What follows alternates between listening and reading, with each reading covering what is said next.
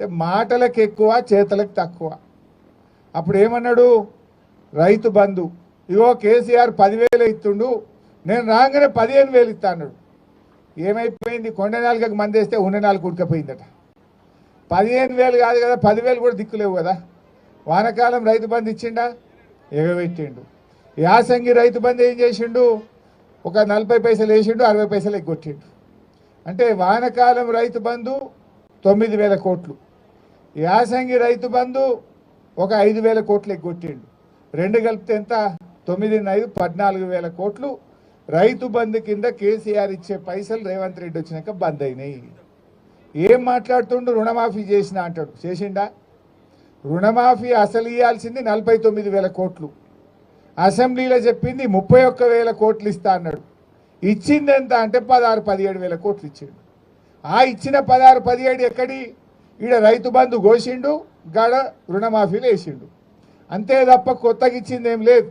నువ్వు వానకాలం యాసంగి కలిపితే ఎగ్గొట్టిన రైతు బంధు పైసలు 13-14,000 కోట్లు ఎగ్గొట్టినావు. గా 13-14 తెచ్చి గీడ రుణమాఫీ చేసినా అని మాట్లాడుతున్నావు. మొన్న అసెంబ్లీలో అడిగిన, రేవంత్ రెడ్డి నీ కొడంగల్లో ఏ ఊరికి చెప్తావో చెప్పు పోదాం, బట్టి విక్రమార్క నీ మధురలో ఏ ఊరు చెప్తావో పోదాం, లేదంటే మా పటాన్ చెరువుకు వస్తావా, మా సిద్దిపేటకు వస్తావా రా. ఏ ఊర్లోనన్నా 100% రుణమాఫీ అయిందంటే నేను అక్కడనే ముక్కు నేలకు రాస్తా, నువ్వు రాస్తావా అని అడిగిన. సప్పుడు లేదు, ముఖం కిందికేసిరు, తలకాయ కిందికేసిరు తప్ప మాట్లాడతలేదు. అంటే ఇలా రుణమాఫీ ఆటానమందం కూడా కాలే, రైతు బంధు రాలే, 4,000 పింఛన్ రాలే, అక్క చెల్లెళ్లకు మహాలక్ష్మి రాలే, అన్ని మాటలు చెప్పిండు తప్ప ఏమి కూడా చేయలే. కానీ అదే కేసీఆర్ గారు ఎలక్షన్లలో ఓట్లల్లో చెప్పకపోయినా 13 లక్షల పేదింటి ఆడపిల్లల పెళ్లిలకు కళ్యాణ లక్ష్మి కింద 1,00,000 రూపాయలు ఇచ్చిండు కేసీఆర్. ఈయనేమన్నాడు, తులం బంగారం కలుపుతా అన్నాడు. తులమేమో కానీ ఆ కళ్యాణ లక్ష్మి చెక్కు కూడా పిల్లలు ఉంటుందాకా వస్తలేదు. పెళ్ళైనప్పుడే ఇస్తా నేను, దాంట్లో మండపంలోనే ఇస్తా చెక్కు అన్నాడు రేవంత్ రెడ్డి. పెళ్లి కాకముందే ఇస్తా అన్నాడు. తులం బంగారం కలుపుతా అన్నాడు. తులం బంగారం లేదు కానీ పెళ్ళైనాక పిల్లలు పుట్టినా కళ్యాణ లక్ష్మి చెక్కు వస్తలేదు ఇలా రేవంత్ రెడ్డి పాలనలో. అంత ఆగమాగం అయిపోయింది, అంత ప్రజలకు అర్థమైపోయింది. కేసీఆర్ తెలంగాణను నిలబెట్టిండు, కానీ రేవంత్ రెడ్డి తెలంగాణను పడగొట్టిండు. ఎందుకు ఈ మాట అంటున్నా, నేను ఉత్తగా అంటలేను, అసెంబ్లీలో చెప్పిన. మన రాష్ట్ర ప్రభుత్వ జిఎస్టీ ఆదాయం ఇవాళ తగ్గిపోయింది. కేసీఆర్ ఉన్నప్పుడు ప్రతి సంవత్సరం 12% గ్రోత్ ఉంటుండే. రేవంత్ రెడ్డి వచ్చినాక దేశ సగటులో సగానికి సగం పడిపోయింది తెలంగాణ జిఎస్టీ ఆదాయం. భారతదేశం 10% జిఎస్టీ గ్రోత్ రేట్ సాధిస్తే తెలంగాణ కేవలం 5% మాత్రమే ఈ సంవత్సరం జిఎస్టీలో గ్రోత్ రేట్ సాధించింది. కేసీఆర్ ఉన్న 10 ఏళ్లలో దేశం కంటే ఎప్పుడు ఎక్కువనే ఉన్నాం తప్ప ఎన్నడూ కూడా తక్కువ లేము. రేవంత్ వచ్చినాక దేశం సగటులో మనం సగానికి సగం పడిపోయినామంటే ఈయన పరిపాలన వైఫల్యం వల్ల తగ్గింది. జిఎస్టీ తగ్గింది, స్టాంప్స్ అండ్ రిజిస్ట్రేషన్ తగ్గింది, ఆర్టీఏ ఆదాయం తగ్గింది. అంటే ఏది చూసినా తగ్గుముఖం పట్టింది, తిరోగమనం పట్టింది.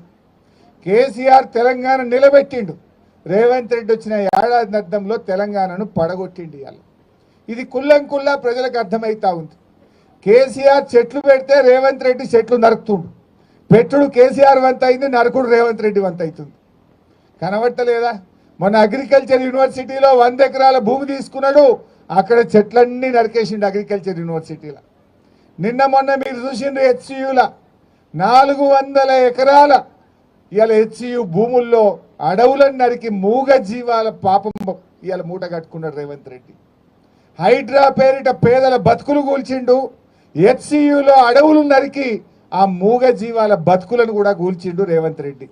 ఆ మూగ జీవాల ఉసురు తగులుతుంది ప్రభుత్వానికి.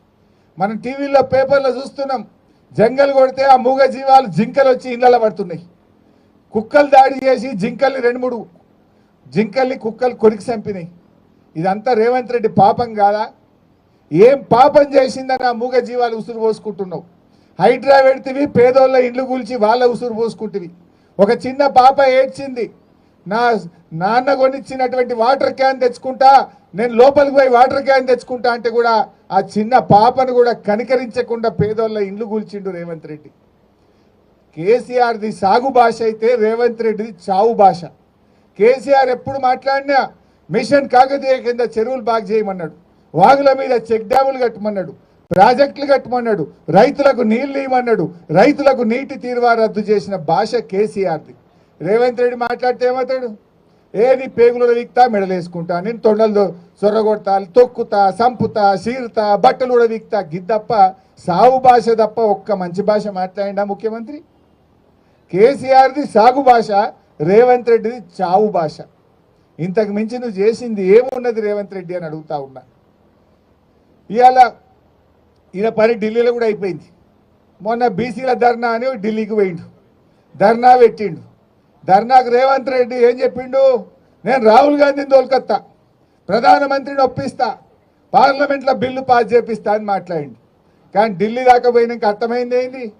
ఈయన పిలిస్తే రాహుల్ గాంధీ రాలే, ఈయన ధర్నా పెడితే ఈయన పార్టీ నాయకుడు రాహుల్ గాంధీ ఢిల్లీలో ఉండి ధర్నాకు రాలే, అపాయింట్మెంట్ కూడా ఇయ్యలే ఈయనకు. లాస్ట్కి ఈయన వాపస్ వచ్చిండు. ఈయన వచ్చినాక తెల్లారి మాత్రం మిగతా పిసిసి అధ్యక్షుడు, ఉప ముఖ్యమంత్రిని అందరినీ పిలిచి సోనియా గాంధీ ఫోటోలు దిగింది, రాహుల్ గాంధీ ఫోటోలు దిగింది. రేవంత్ రెడ్డికి మాత్రం తలుపులు బంద్ పెడుతున్నారు. ఈయనని కలుస్తలేరు, వాళ్ళని పిలిచి ఫోటోలు దిగింది తప్ప ఈయన పిలిస్తే ధర్నాకు రాలే, ఈయన కలుస్తారంటే తలుపులు తెరవలే. ఇది ఇలా రేవంత్ రెడ్డి పరిస్థితి అయిపోయింది.